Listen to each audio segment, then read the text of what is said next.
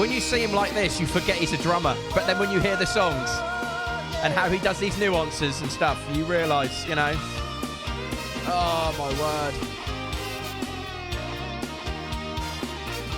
Yeah, getting his tambourine out now.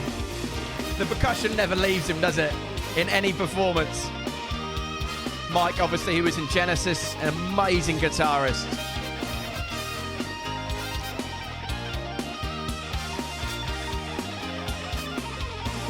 Shredding.